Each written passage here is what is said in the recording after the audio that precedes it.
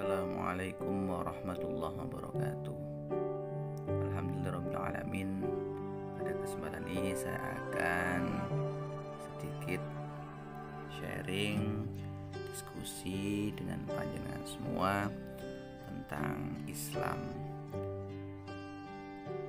Kita ketahui bersama bahwasanya Islam adalah agama kita bersama, dan kita harus yakin kebenaran agama Islam ini, sebagaimana dalam Quran surat Al-Imran ayat 19, Innaddina indallahi Islam.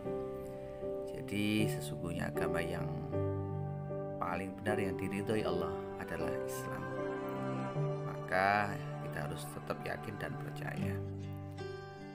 Islam bisa kita umpamakan seperti pohon di mana akarnya adalah iman atau akidah kita, batang itu adalah syariah dan ibadah kita, sedangkan akhlak itu adalah buahnya. Maka pohon ini harus kuat, akar, batang maupun buahnya harus bagus.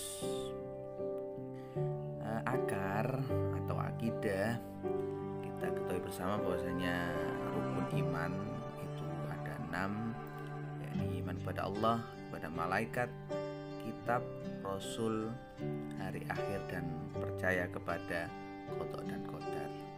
Ini adalah sebagai akar, sebagai akidah, sebagai iman kita, dan ini yang mendasari kita menjadi seorang muslim. Sedangkan ranting atau batang itu adalah syariah.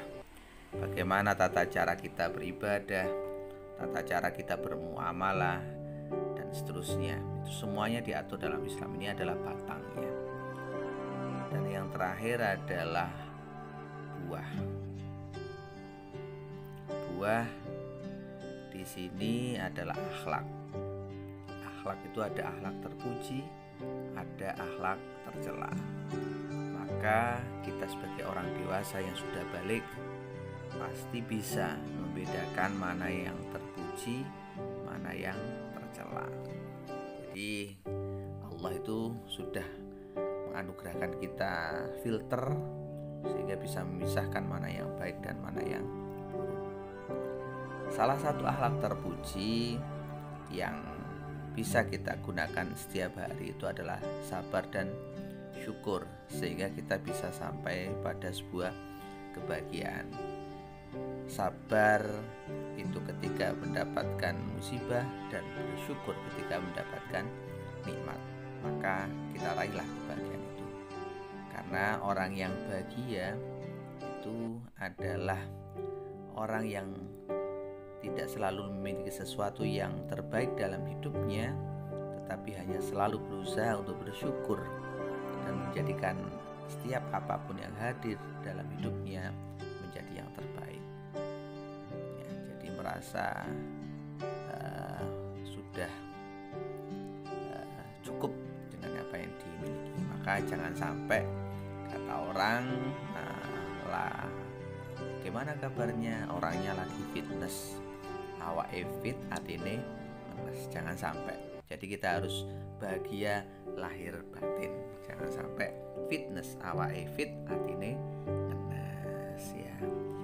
Nah, bagaimana kita itu bisa menciptakan kebahagiaan? Ya. Jadi bagaimana kita bisa menciptakan kebahagiaan? Berarti kan kita ternyata bahagia itu bisa diciptakan. Ya, bahagia itu bisa diciptakan.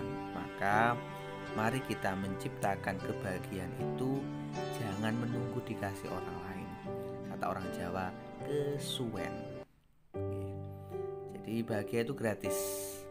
Ingat ketika kita sekolah dulu gitu ya. Ini contoh betapa bahagia itu gratis. Kita ketika sekolah dulu biasanya pulang jam 12. Tiba-tiba diumumkan jam 10 pulang karena gurunya rapat. Tuh, seperti ini aja bisa menghadirkan kebahagiaan. Karena memang hatinya ditaruh di jam 12. Ya, maka kita itu harus pandai-pandai menempatkan hati. Jadi kenapa sih kok kita nggak bahagia? Karena ada masalah. Nah, bagaimana sumber masalah ini? Jadi sumber masalah itu adalah kesenjangan antara harapan dan realita. Jadi ada kesenjangan antara harapan dan realita. Jadi cara menciptakan kebahagiaan ini secara teknis akan diterangkan di slide inilah seperti ini. Jadi yang penting itu cara kita menaruh hati. Bagaimana hati kita itu ditaruh. Nah, ditaruh di sini. Jadi kita berharap punya mobil gak apa-apa, tapi hatinya ditaruh pokoknya duwe sepeda itu. Yang penting hatinya ditaruh di sana. Ya, jadi bahagia itu memang sederhana, bisa diciptakan, makanya harus pandai-pandai menempatkan hati. Maka di Profesor Amin Syukur itu ada istilah seni menata hati. Ya, jadi seperti ini, hatinya ditaruh di sini sehingga ada jarak, sehingga tidak ada masalah yang muncul. Jadi ini bahaya ketika kita itu naruh harapan tinggi tapi realitanya rendah. Ya, jadi hatinya ditaruh di atas tapi realitanya kita rendah, maka ini adalah masalah. Ya, jadi jangan sampai keliru menaruh hati. Ya, karena biar kita bisa bahagia, seorang yang bahagia itu bukan karena ia memiliki banyak hal, tetapi karena ia tidak membandingkan miliknya dengan orang lain. Kalau dibanding-bandingkan dengan orang lain ya kurang aja, maka jangan pernah membanding-bandingkan.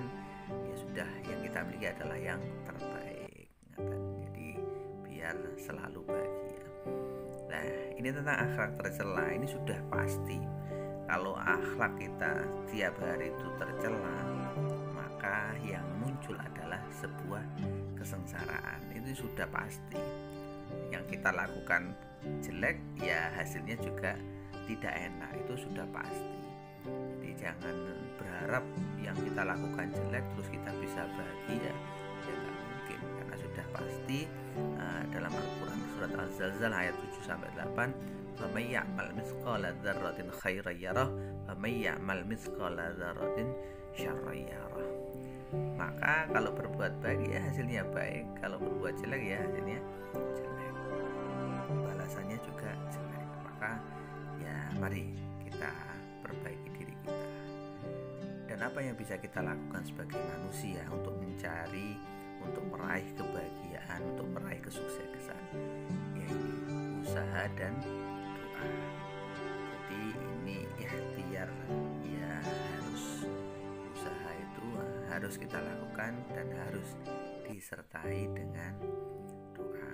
Ini ada satu rumus yang menarik bagaimana kita bisa meraih hasil yang maksimal, yaitu faktor manusia dikali faktor Tuhan. Kalau misalnya Tuhan Allah sudah menakdirkan nilainya tinggi, tapi kalau usaha manusianya nol, maka itu hasilnya nol. Tapi kalau sudah ditakdirkan tinggi, terus manusia mau ikhtiar tinggi, maka hasilnya juga akan lebih baik. Ya, maka ya yang penting itu bukan sejauh mana kita mampu bermimpi, tapi sejauh mana kita berusaha mewujudkannya. Maka mari kita terus berusaha, berikhtiar untuk meraih mimpi kita. Semoga Allah memudahkan untuk meraih seluruh harapan dan cita-cita kita. Amin. Amin ya Rabbal Alamin. Dan perlu diketahui, sukses itu bukan hasil tapi proses. Maka jangan pernah meninggalkan proses. Kita harus terus berproses untuk meraih kesuksesan, karena pemenang sesungguhnya itu adalah yang mau bangkit dari setiap kegagalan. Itu saja dari saya, kurang lebihnya mohon maaf. Wallahul muwafiq ila aqwamit thoriq. Wassalamualaikum warahmatullahi wabarakatuh.